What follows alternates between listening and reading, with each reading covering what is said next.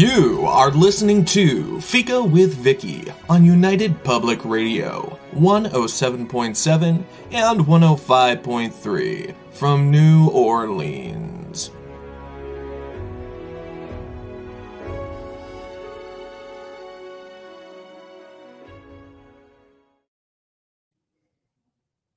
Hello, everyone, and welcome to Fika. Our guest today is Wayne Mallows, who is not only the author of the Vampyre Tales, but also a heritage home restorer and a very good friend of mine. Wayne was my first Fika guest ever, and though we had socialized often in the same circle, I never really got to know him until I read Dark Origins. And knowing him and reading his books has been a pleasure. As he's been taking a break from writing to restore his own haunted Gothic revival manor house. That's a mouthful, Wayne. That's a mouthful of description there. And that, fingers crossed, will soon be done. I wanted to catch him for a conversation before he returned back to his world of vampires to pen another book. So I asked him to Fika, and he said yes again. Welcome to Fika, Wayne. Thanks, Vicky. Nice to be here again. So, how are you? Truth or lies? I'm really worn out. I'm tired, but I'm okay. I'm good. It'll be happiness when all is done, and a lot to be proud of, I'm sure. So, where did all this vampire stuff start from? Like, I mean, where did the idea come from?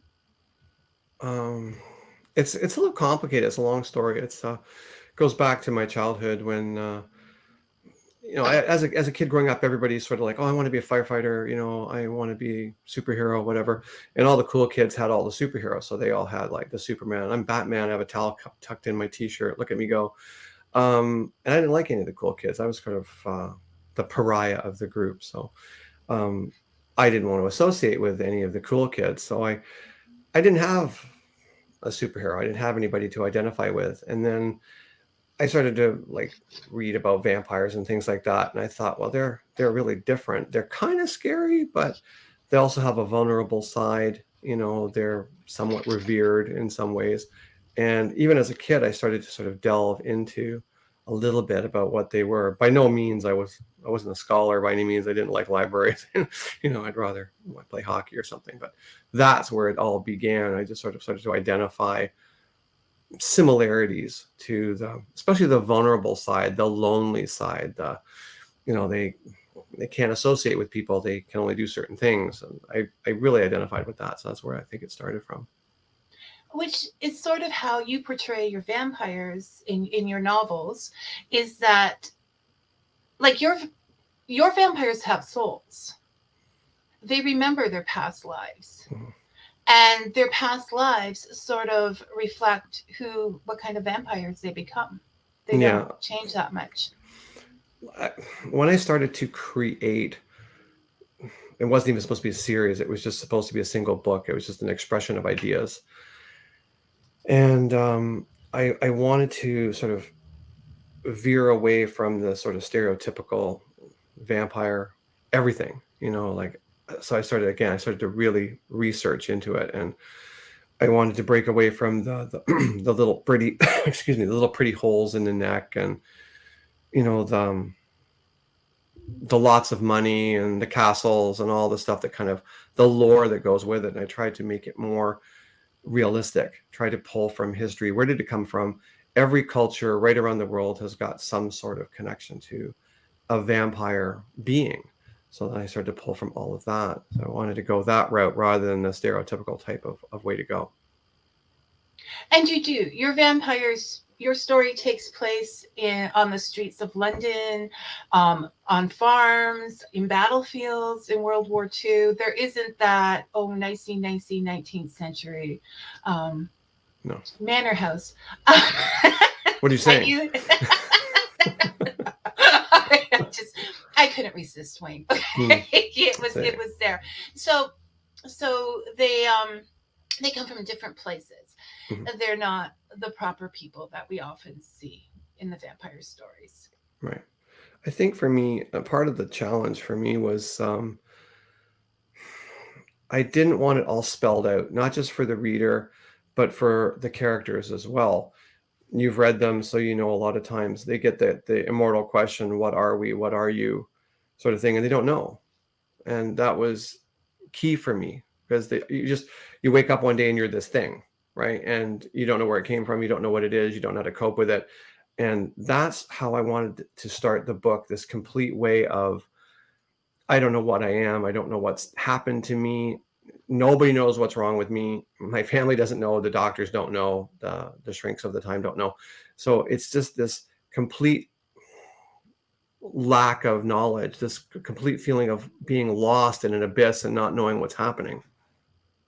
So that's where I wanted to sort of start it from. In the first book, I use the word vampire one time, and it's sort of loosely used by a priest who basically says what you're loosely describing as a vampire, but it doesn't exist.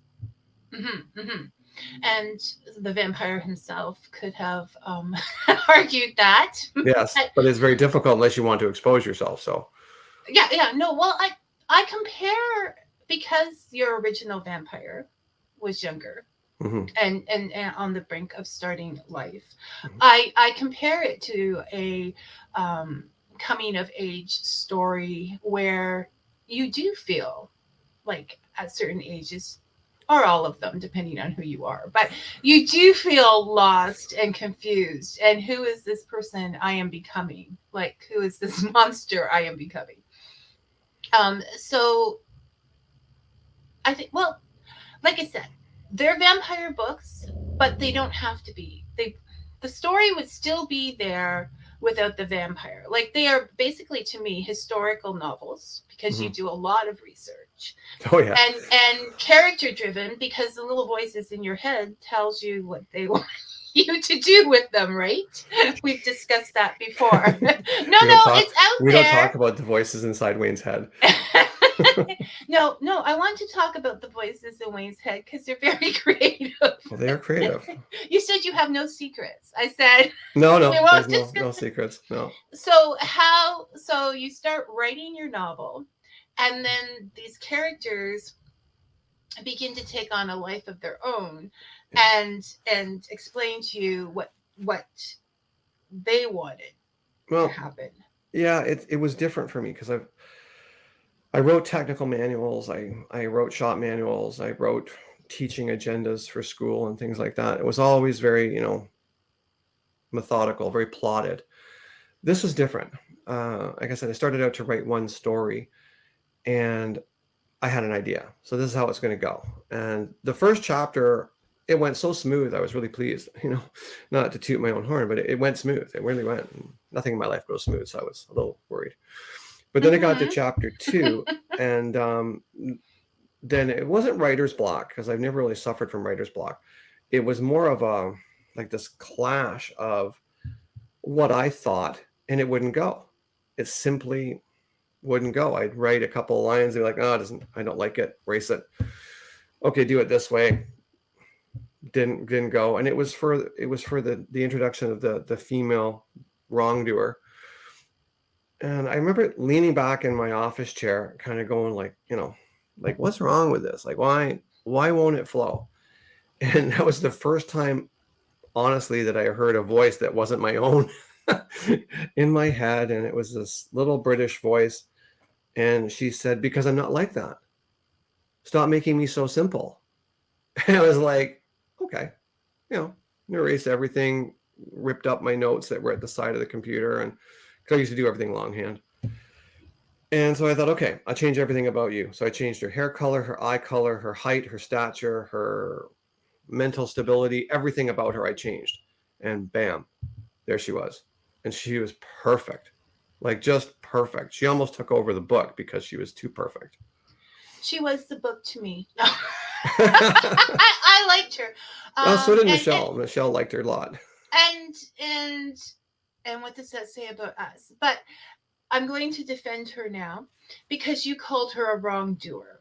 Mm-hmm. And once again, as I said, these vampires don't forget their former life. And she had known a lot of trauma in her life before this. She had known everything. So she carried that hurt with her into your head. Hmm. Absolutely. in the book. Yeah, there's a lot of that in her life, and like you say, there's a lot of trauma in her life that created who she is. And when my main character says to her, like, what are we and what are you, and she goes, well, don't be silly, I'm a woman. Like, just like you're a man, like why do you ask such stupid questions? I thought you were brighter than that. But like she's always like very almost flippant about it, because she's been that way he's been that way for argument's sake 50 years, and she's been that way for 200 years. Like, my vampires aren't ancient, not in the first books. So neither one of them really have a clue what's going on. They're just who they are. No, no, and because they didn't have anybody really to foster them, to No, parent them, to tell them who they were. They no, just woke up and had this ferocious hunger. that's right. And that's the way it goes along, right? So she's just trying to, she doesn't even really take the time to explain it to him, because she doesn't really know either. So she's just there. And I say wrongdoer because, I know you can call her that. oh, well, she's the bad girl in the group, as it were, and but at one the point, mean like, girl. I try to justify what she does through her explanations as the books go along. And she says at one point to Aramis, who's the main character, she goes, look at these people around us. She goes, they struggle, they try to get ahead, they do everything. She goes, and yet I can walk through any forest or any street or any laneway completely without fear. Hmm. I fear nothing, I fear no one. Well, She goes, can and you that, can you say the same? and oh, Michelle says naughty Mary. I think that's a good word, Michelle. Naughty Mary. Oh, yeah. I'm not. Yeah. She's not bad. She's just naughty. Well, And before the fourth book came out, where we introduced the ancient ones, Mary / Jacqueline was Michelle's favorite character all the way through the book. well, I started off with number 4 because that was a whole trauma in itself. Yeah. Okay.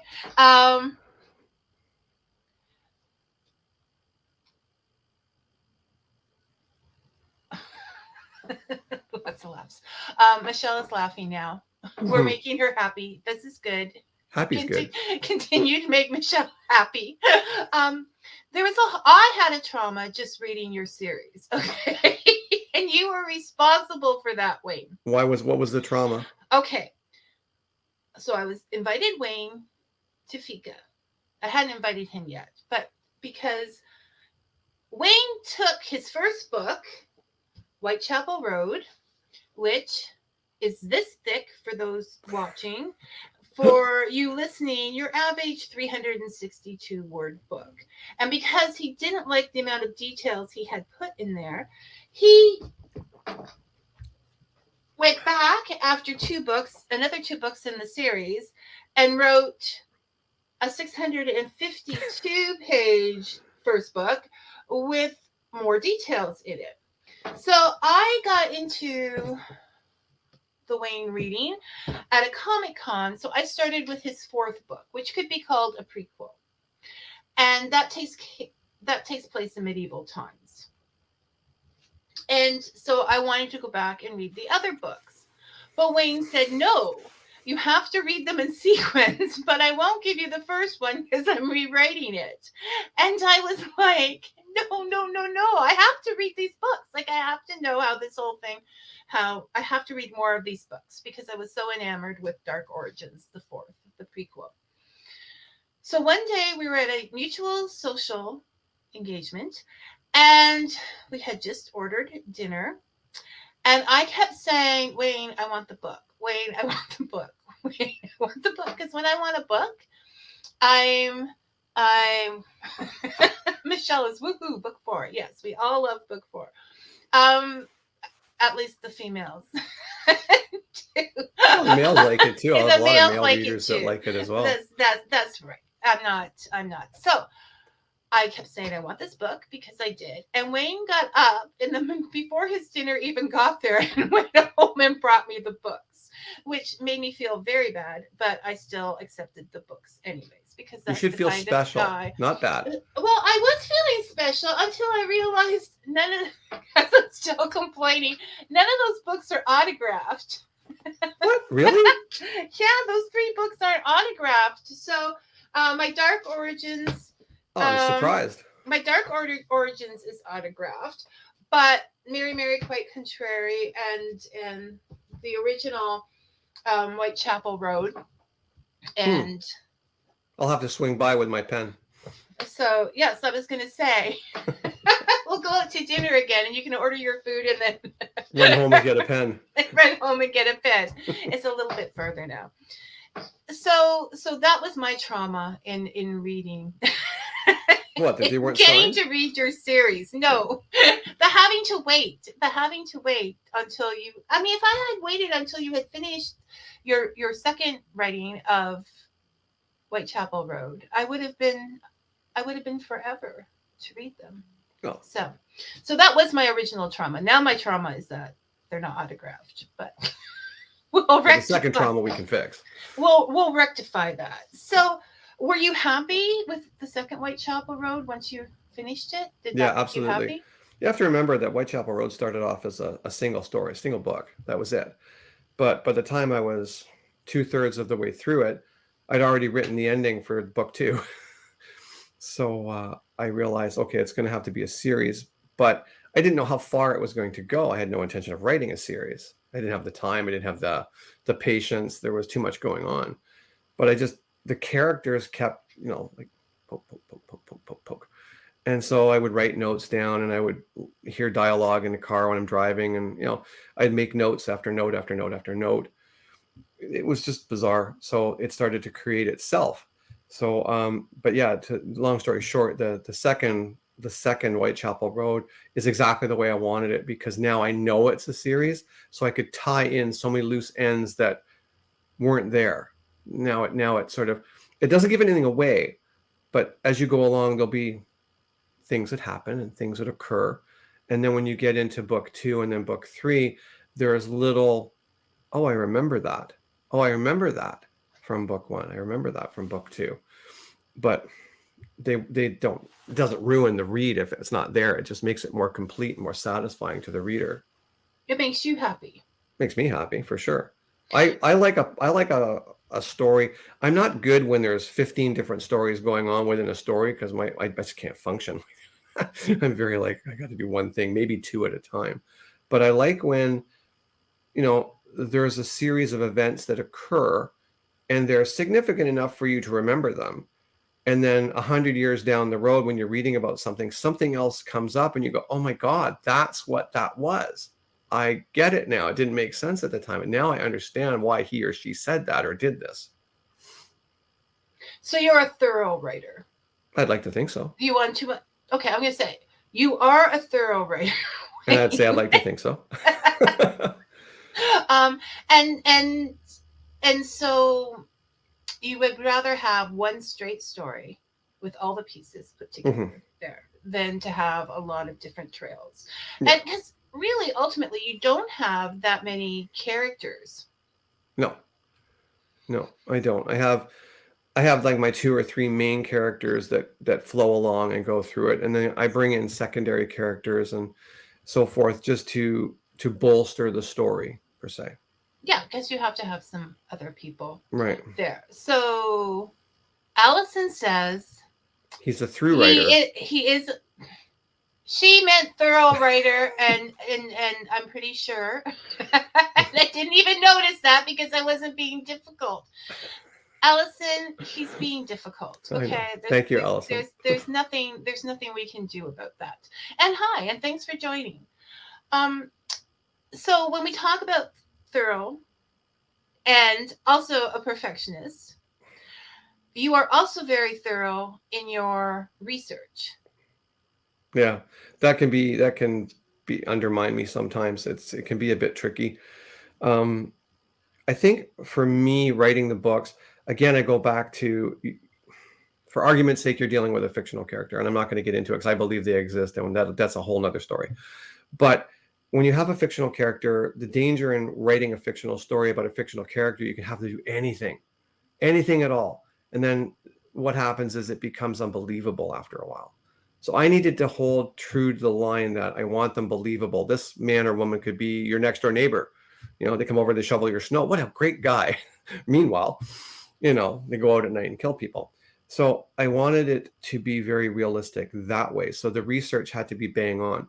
So in Whitechapel Road, like I'll have situations where there's a dock fire just across the river from Whitechapel. And that actually occurred. Like I got the weather, I've got it gets to be so stupid where I'm laying topographical maps from 1888, the time of Jack the Ripper, over top of modern day Whitechapel to see what roads are still there.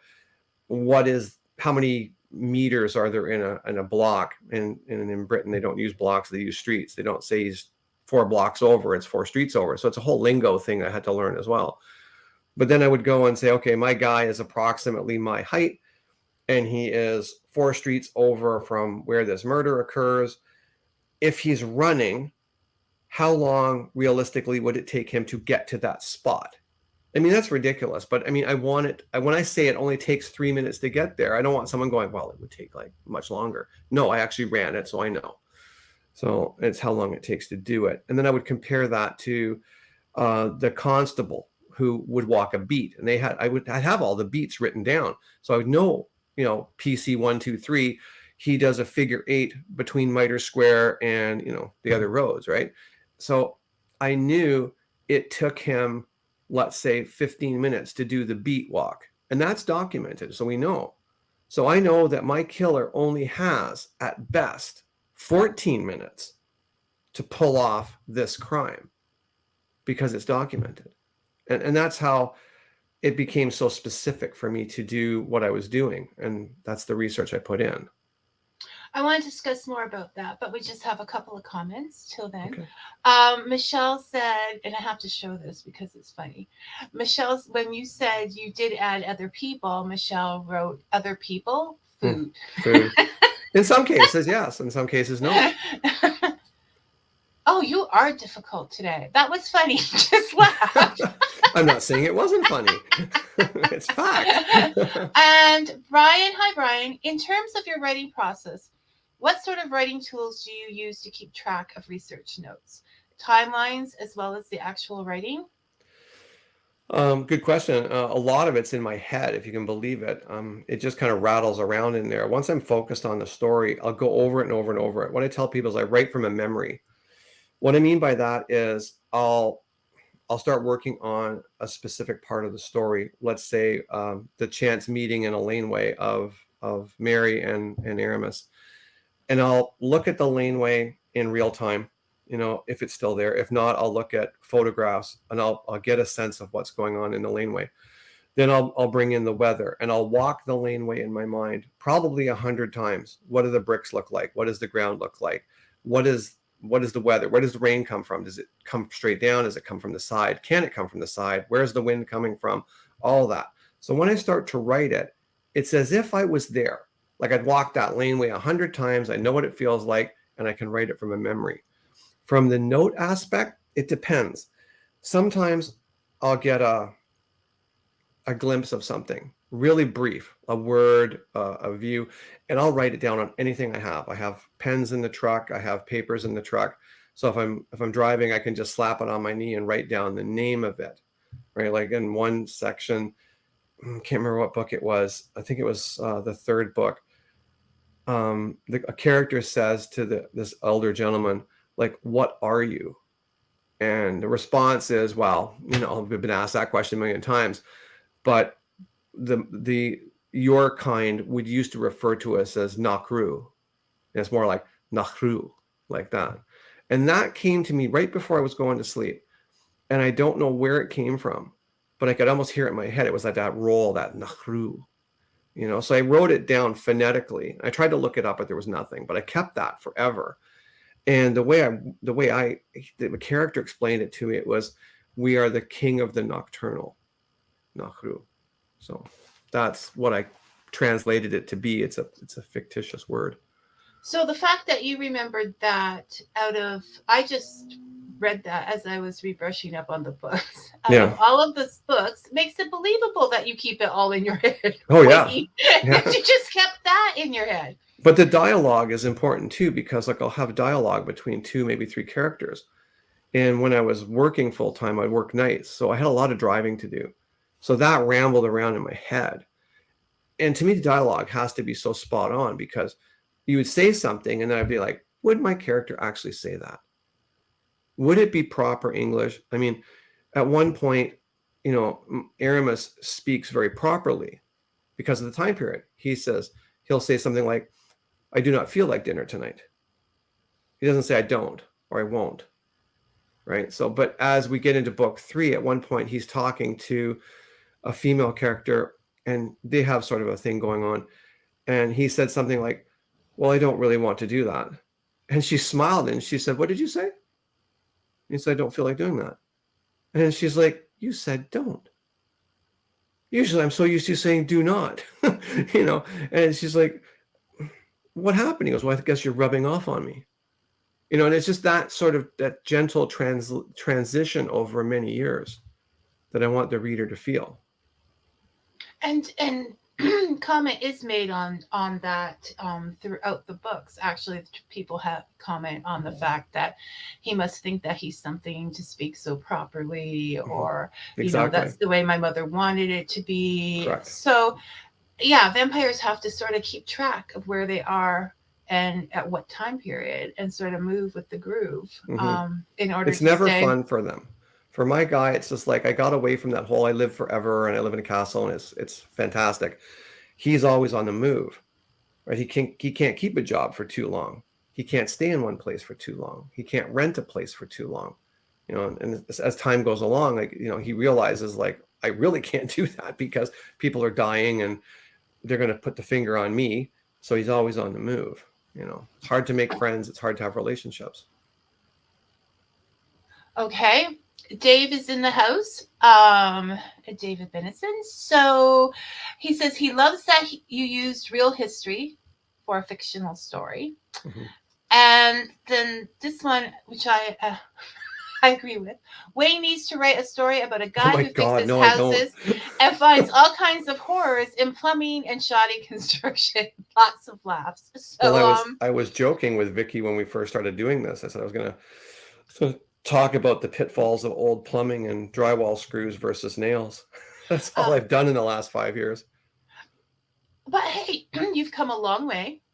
And although I don't think you should just write a book about a shoddy plumbing, I think that you could write a series, and I've said this before, about someone who restores houses, and he restores spirits that in these haunted Victorian homes or whatever to where they should be. So you have the knowledge of both things. Why not go for it, Wayne? I would love to read that.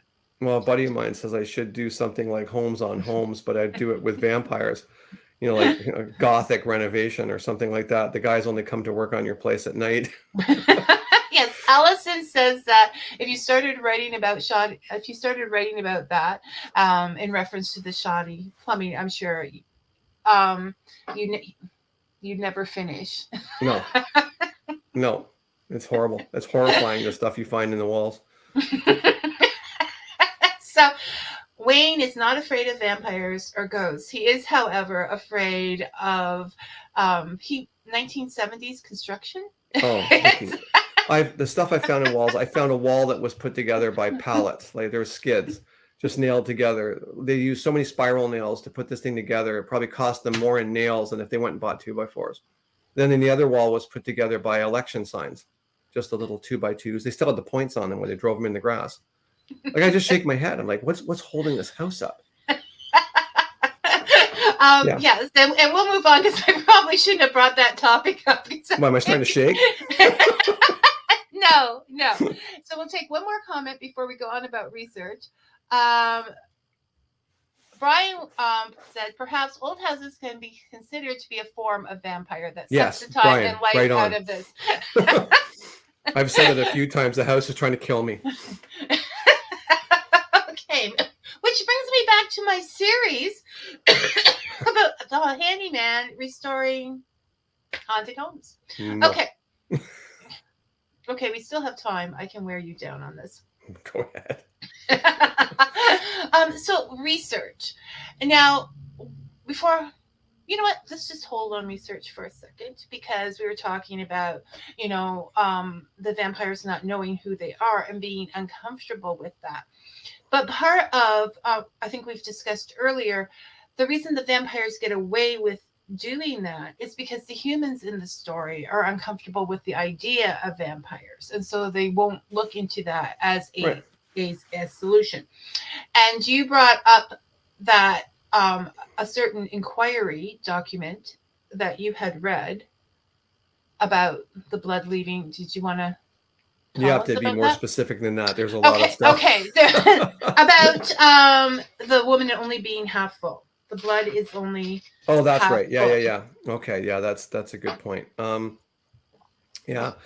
In the prologue of the first book, it even says it, like, sometimes the answer stands square in the spotlight, but we're so uncomfortable and it's so out of the box that it's not even brought in for consideration. And that's what happens a lot of times. So when I was researching, I went through the murders of Jack the Ripper, the weather for the time periods, so many things that were brought into consideration. But I also went all over the coroner's reports and the police reports, which were like dozens.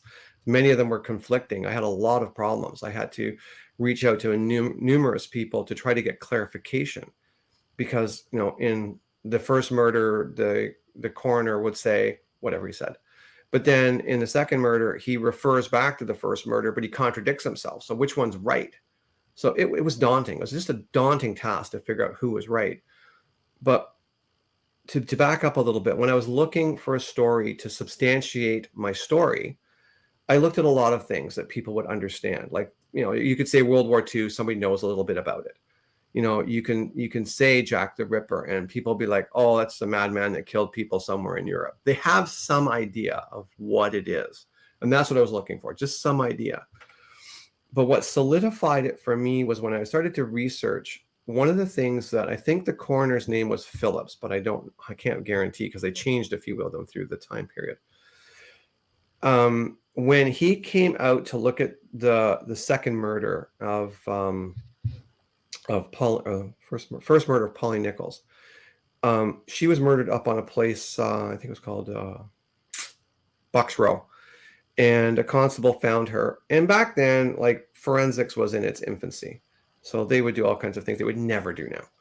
So science was up and coming, photography was up and coming, and the coroner was pretty much embracing this new idea, whereas before it was all eyewitnesses. So this was new and very controversial. So when he got there, he looked at the body, and she had a big slash, a double slash across her throat. They didn't know what else was done underneath because she was still dressed. But so he said to the leading inspector, he said, did they move the body? And he said, no, that's where she was found. He went back to the body and looked, and he came back to the inspector. He said, then, sir, I put it to you this way. Where did the blood go? Because I only found about enough blood to fill a wine glass to half full. So to me, that was solidification for me. It's a good place to start a vampire story, because where did the blood go? Indeed. Well, I know where it went. So, but it doesn't actually, they never did really figure it out where it went, because they swear up and down they never moved the body, but they only found a little bit of blood running down the street. There wasn't enough for that kind of damage. Well, that's where that came from. So they didn't listen to Sherlock Holmes, who said, if you can't find a probable answer, then the answer is... No matter how unlikely it has to be. Exactly right.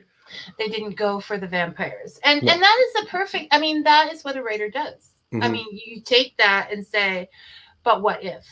But then we fast forward. Like you said, If you fast forward into the next book, I have, which Mary takes place in modern day. So you have, again, a series of murders taking place, and now we have DNA and we have proper investigation protocols and things like that. Doesn't matter if you're homeless or you're well-to-do, it's going to get investigated. And you have two inspectors on the case, and it's funny because they stop their car on a street where, other horrible things had happened in the past. And he said, why are we stopping? And he said, I just can't help but think that our predecessors 140 years ago were on the same trail, but they decided to go the route of proven police forensics and missed out on what was going on. He goes, I'm not going to have that happen. He goes, what are you suggesting? He says, I'm suggesting you might want to get out of the car because I'm going the route of non-police protocol and it might cost me my job. So, and the guy's like, well, I'm in, so let's do it. And then they veer away from normal protocols and start going down the rabbit hole of what if. And that's the beginning of every great story. Yeah, what if? What if? So while we have time, before we get too far along, I'm going to hold up each book. And for those who cannot see, these books have photographs of them. This one of 19th century Jack Ripper, England. Yeah, Jack the Ripper stomping grounds. That was a pub that all the ladies of the night frequented, because the pub is basically short form for public house. So they were open 24 hours. People could go in and get a soup or a drink, whatever they wanted. Generally speaking, if you were a streetwalker, you wouldn't get water. Water was polluted, so you'd get gin. At least that was purified. And you'd get either, if you could afford it, you'd get a whole baked potato, but most people got a half a baked potato. So you got a glass of gin and a half a baked potato, and that's what you ate for your day. If you can imagine that. Brutal. Just brutal situations. And so a little bit of synopsis for that one. Like, tell us like a short summary to encourage readership, but not the whole story. It's a damn good book. You should read it. Essentially what it is it's a story of two vampires that are kind of having it out, one guy just wants to live his life and figure it out, and the creator is there causing havoc. And the murders that were created by Jack the Ripper are the fallout. They're the casualties of this little folly that's going on. That's what it is. Yeah. So I give you an alternate reason as to why the murders happened and why they were never discovered, or the perpetrator was never discovered. How about that? Okay. Then we go on to Mary, Mary, Quite Contrary, which has a photograph of a half glass of a wine glass with blood, half full of blood, which is part of the Wayne, do you see your wine glass half full of blood, or it has half empty, or half full? There's no wine glass. In my world, there's no wine glass. It doesn't exist. So in that one, again, we just touched on that briefly, but it unfolds in Whitechapel, but it's modern day. Evidence comes to light when we don't really know what it is. A young kid finds stuff that is connected or allegedly connected to Jack the Ripper that's never been seen before, and he starts a rudimentary investigation to try to figure out what it is, and attracts all kinds of bad attention from the press, from his friends, colleagues, schoolmates, people that do this sort of thing for a living, but also gets the notoriety of someone who really doesn't want this coming to light. So the murders start all over again, but this time they're just random. They're so random. There doesn't seem to be any pattern to them whatsoever. And then the police are, of course, brought in, and the cat and mouse game is afoot. Before we go on to the third book, Tamara says hello, Victoria and Wayne. And hi, Tamara. Hi, Tamara. Thanks for watching. I see you comment on all of Michelle's shows. It seems really weird sitting in the master's chair here. I thought that room looked hauntingly familiar. Oh, it's hauntingly familiar. I'm not even allowed in here. Don't kid yourself. Poor Wayne. I will say that once this show. Poor Wayne. Poor Wayne. A natural selection, for those who cannot see, has a photograph of a bloody hand reaching up and grabbing another hand, which is has a nurse's uniform sleeve on it. Yeah. That basically what that is it's Unnatural selection is exactly what it is. It voids natural selection. It goes against the norms of nature. And the book cover is just showing that, the dark hand reaching up. It's very profound. It's like the light reaching down to the darkness reaching up to the light, and the two holding on to each other. Like it's sort of a yin and yang kind of thing. But it's my romance novel, but it's not like, oh my God, you're a vampire. Wow. It's not like that. Again, it's very realistic. It's very tumultuous. It's very unsettling for both parties that are involved in this thing. And it does take you down a really horribly dark rabbit hole of human evolution, I guess it were, the human psyche. Okay, Michelle, I only said poor Wayne, if that's what you're asking about. What?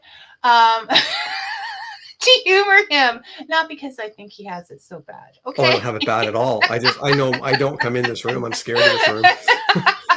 I don't even like walking past the door, because if something goes wrong, it's on me. Yes, I find in any conversation that it's best just to say poor Wayne and have it done. Okay, and Tamara said yes, she does comment a lot on Michelle's show. Lots of laughs, and we'll bring this one up because it's longer. Dave would love to hear Wayne's thoughts on the real Jack the Ripper. Do you think he was ever close to being identified, or had he been truly identified? Well, Wayne, you think he's a vampire, right? Well, I can't even say that because it'll give it all away. But, but to Dave's question, I'll tell you exactly what I dug up in research, and then you can draw your own conclusions on that. First of all, being from English descent, boy, we're a staunch bunch. It's just like the pride runs deep. So, to have a killer running amok amongst the Metro Constabulary as well as Scotland Yard and making a mockery of it, that didn't sit well. Didn't sit well with anybody. And when I was reading the commissioner's memoirs at the end of it all, he wrote his memoirs, sort of 10 years after the fact. So here's a guy that was in charge of everything during Jack the Ripper's murders. And the only thing he wrote was a paragraph, like the smallest little paragraph in this massive, memoir that he wrote. And it was very interesting to me because it said, by 1893, we already knew who Jack the Ripper was. But to bring it to light would only serve to discredit two police forces. No good would come from it. So they absolutely knew who it was, right? But there was no point in pointing it out. Now, that's either because the person was already dead, and there's no point in trying a corpse. You can't. That the person was already incarcerated for several other horrific things and was going to be hung anyway. So there's that aspect of it as well. There's different theories that, that the perpetrator left England altogether. I don't subscribe to that, but that's what it is. But I often like the idea that Jack the Ripper was actually a female. And the reason I say that was you have to go back in time to that time period. And you have to look at how Whitechapel was set up at that time. Everyone thinks it was a big slum, and to a large degree it was. But literally across the road, 60 feet, was the high end of society. It's hard to get your head around, but it was like high end doctors, lawyers, all kinds of people right there. So if you were a woman and you were married to a highfalutin doctor and he died, right, you got nothing. You got evicted. Sorry, you're on the street, right? So when you look at where Doctors Row was, and then that's where doctors lived, and then where what they called then Doctors Hospital was located, which was in Whitechapel, doctors would have to frequent right through the red light district of that area to get to and from work. So I started to put it together that so many people ended up with syphilis, and it was brutal. It was horribly disfiguring, killing disease, nasty. So if your husband, this fine doctor, was going back and forth through Whitechapel and picked up syphilis and brought it home to you, then he died, right? And you're going to be evicted and you're going to lose your mind and probably die as well. I started to put it together that maybe this person was just a real upset woman who had it down on prostitutes and was just killing them. And it was, you can see by the crimes how vicious they were. They start off just with slashing, but then it gets to evisceration and all kinds of really horrible things. And then you factor in the crimes that weren't actually brought to light before the traditional sort of 5 that we know about. There was 2 or 3 before that started this whole thing going. So it really made me wonder if it could be a woman. Actually, that's a really good theory. Well, when you think about it, when I was reading about it, the women that were working the trade back then, when this all started, they would not even go out on the street without a partner, sometimes 2. Yeah, And there was no, you didn't take your guy to a hotel. You just went behind a fence or a garbage bin. That's where you did the deed, right? So what would happen was, like she would go behind the fence with her guy and the other woman would stand lookout. And if something started to go wrong, start screaming, and that would be it. Who better to get close? A woman would not be afraid of another woman coming up to her saying, hey, can we work tonight? Or do you need a spotter tonight? Whereas if a guy came up to her, they'd be like, oh, here comes a guy with a hat. We got to watch this guy. So it started to lay the footprints that in real time, could it have been a woman? Yeah, I think it could have been a woman. And that nothing would slap the Brits in the face like a woman holding 2 police forces at bay for all the months that it went on. That would discredit a police force like you have no idea back then. Because as I was going to say earlier, with our not so good Naughty Mary character, as Michelle would put it, the women did not have power at that time. There was really, nothing you could do about that. But she sort of broke that. Well, she even says that in her notes, like when she's talking, when she's doing damage on someone's face, and she says, above all, stop referring to me as a man. Right. Because she has. So Tamara says that would explain the mental degradation of the murder. Right. Because and it would get worse as she began losing her mind. I have no evidence. I have absolutely no evidence to back any of that up. It's literally, as I'm writing and as I'm creating this thing and I'm delving deeper and deeper and deeper into the research, it sort of went like, wait a minute, we're missing a whole other gender here that could be responsible for this murder. Well, this is very interesting. Dave just said, not having read the books, but I'm finding this very humorous, just playing with the names, Jackie the Ripper. Right. And so when we... He hasn't read the books, exactly. Not because they're your books, just because, he has other things going on. So that was really, really close. Well, and in Mary Mary, the book Mary Mary, the lead investigator, the inspector, like he's almost possessed by this. I've got to find out who it is, and I think the person who did it is not normal in the sense that they live longer than a normal human being does. And he starts to put it together, and he makes that exact notation. He goes, wait a second. When I was a kid, there, like his name, what was his name? Was the inspector? I can't remember his name. Let's say it's John. He says, and when I was in grade 3 class, there was John, me, and this other John. So the teacher used to have us put our last initial. So I was John B and he was John R. And he goes, what if the person who wrote the Jack the Ripper letter actually wrote it? It was supposed to be JAC with a capital K. And they missed it. He goes, then we'd have our killer standing right in front of us right now. That was the aha moment for the inspector. So, so Tamara said lots of laughs, Dave, and I would like to ask Tamara not to encourage Dave. Never encourage Dave. To make lots of laughs. So, okay.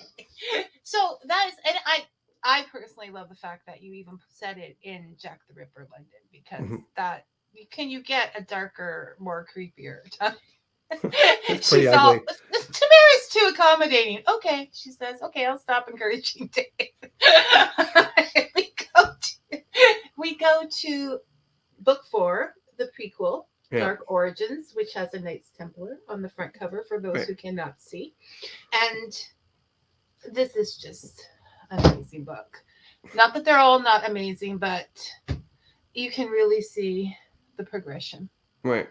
And Dark Origins is, like you said, it's a prequel. It goes back to the Middle Ages. I didn't put a date on it because I wanted to sort of be ambiguous with that, because it kind of spreads around through the Knights Templar era.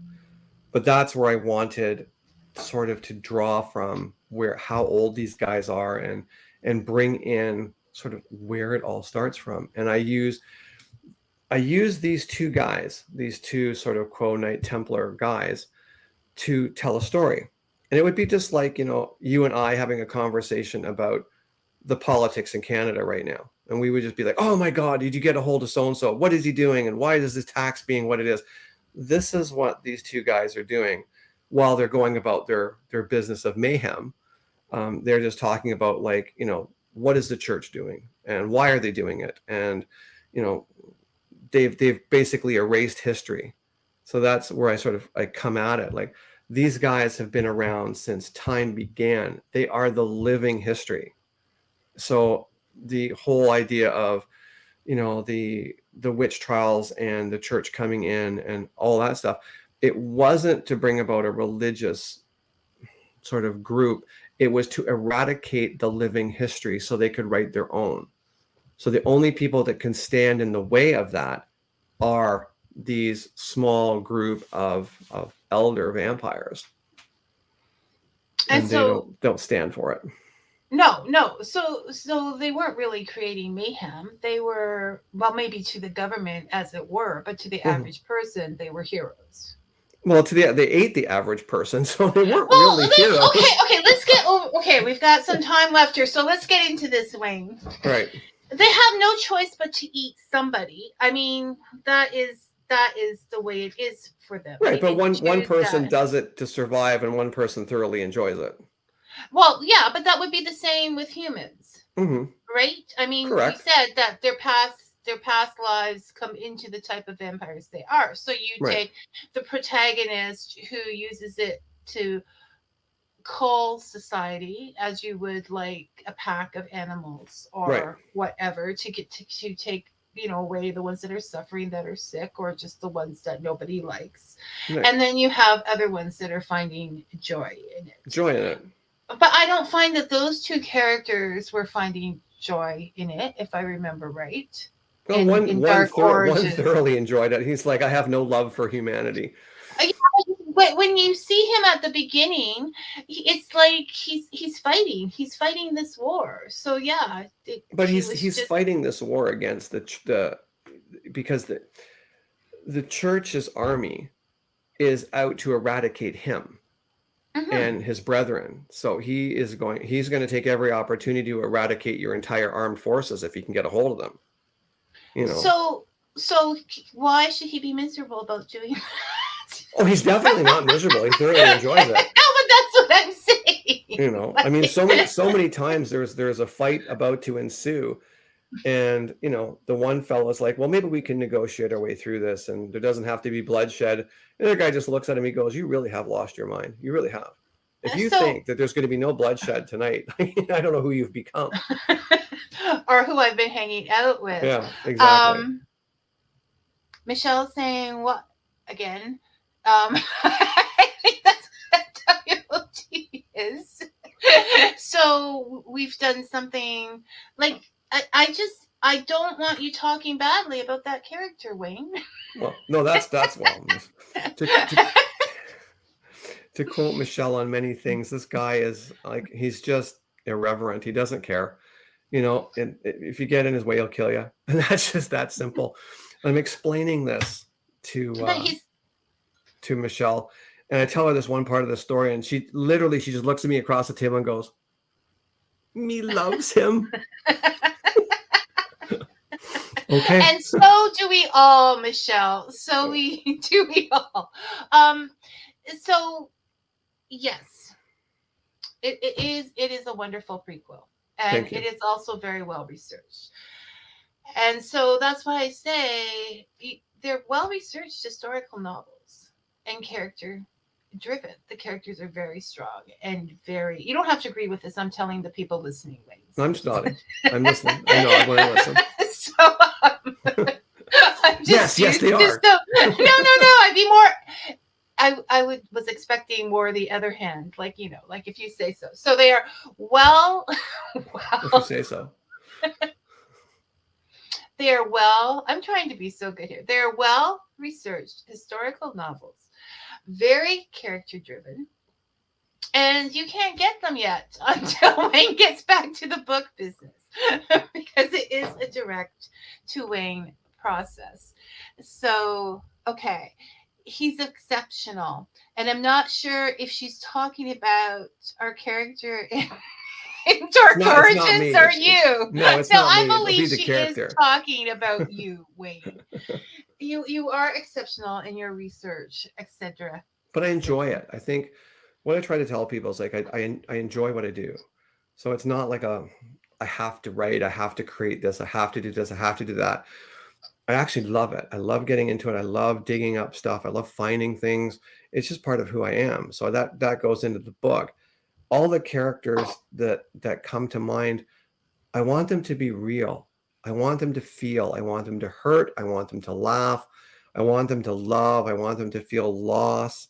All of that stuff. So that somewhere along the line, someone will be reading that book and they'll laugh because it's, oh my God, that's such dark humor, but I get it.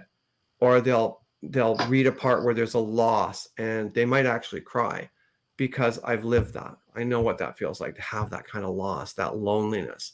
And I've lived it all.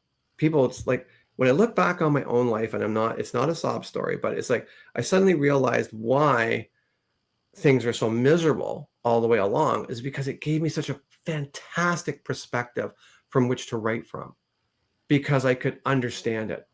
I could feel the pain. I understood the loneliness. I understood what it was like to be the pariah of the group, to be ostracized from the group, to have no friends, to not have a kinship with your family, all of this stuff. And it gave me just such a solid foundation from which to write from. And I am truly blessed to have all that hardship, I guess, because I wouldn't have no point from where to write from without it. And it does show through, and you are well loved now. So that is a happy ending, Wayne, if not the plumbing. Unfortunately, there's not that much plumbing in Whitechapel because they're without houses. Stop. Okay. To end, Allison said that is what hooked me in Whitechapel Road. I was in tears. And yes, the emotions are very believable and very sensitive. Unfortunately, I'm going to be in tears because for now, we spare the trauma and spoil the writer, Brian says. And it's very true. Those things are important. It is true. Tamara says our experience makes us better. And it always does. And in your case, definitely a better writer. So thank you for sharing those experiences through your been my pleasure. Always fun. Through your work. We are coming to the end. So I will try not to get emotional about that, Wayne. I'll be pounding on your door to sign my books. Don't forget, we've got the companion book coming up too, right? Oh, right. Okay. I'm going to take a few minutes because just quickly because you get to, the boss. Yes. So, I'm sorry, we got carried away. So you do have a plan for what you're going to write next. Yeah, I do actually. It's well in the works right now. I'm just finishing up this ridiculousness in my life. But I started writing a companion book to book 3, Unnatural Selection, because there was some stuff that was unfinished, like I call unfinished business. We know what happens to the main guy, but his partner in crime, we don't really know what happens. She's just sort of got a vendetta, but we don't know. Like, does she go off and fulfill this vendetta? Does she forget about it? What happens? So I thought I'm going to create a companion book just to wrap that up. So I'm about 14,000 words, give or take, into that companion book. And so far, I'm pretty happy with the layout. It's going to unfold on the heels of World War II. Back in London, the war is over and everyone's just trying to clean up the aftermath. When I reintroduce this character known as Bethany, and that's going to be the second time you hear about her, but more in It's not about everybody else. It's just about her and what's going on in her world and how she's coping and the unusual set of circumstances that come to light as she discovers the thing that she's actually searching for. And I, for one, hope she gets that guy. Not in the way you think, but yeah. He was a bad person. He was the most horrible of people. He was. Yeah, and maybe I've been reading too many of your books, or maybe just the characters I like are reflecting you're right on. That guy's low. He's really low. So he comes to a fitting end at the end when she kind of finally encounters him quite by happen chance. And, okay, don't tell us. I need to read this one still. No, I'm not gonna tell anything. Okay. You'll never see, just like everything, you'll never see it coming. But if the book takes too long, I will be pounding on your door saying, Wayne, tell me now. I can't wait. Well, I'm supposed to be done this thing in 2 weeks, and then I need like a month to recuperate and just get sort of settled here. And then I plan on sitting down in the evening to actually do some writing. I'm looking forward to it. Good. And I'm looking forward to getting it done. Yeah. Both things. As am I. Okay. Well, you'll have to come back when that is done. Happily. And we'll talk about it more. I mean, and I'm sorry we got sidetracked on things from that very important question. So That's I will say goodbye for now. See ya. Okay. Have a great day. Thanks again. We'll talk soon. You will. Bye-bye. A great conversation with Wayne. Next week, our guest will be Morgan Daimler. She is an author, witch. Her path inspired by the Irish fairy faith and neo-pagan witchcraft. We'll be discussing her book, 21st Century Fairy, and her soon-to-be independently published fantasy, Into Shadow, which I'm about halfway through and totally impressed with. So I definitely want to discuss that. Thank you, Tamara. And I'll let Wayne know. Until then, may your coffee be hot and your stories sweet. Thanks for listening, everyone.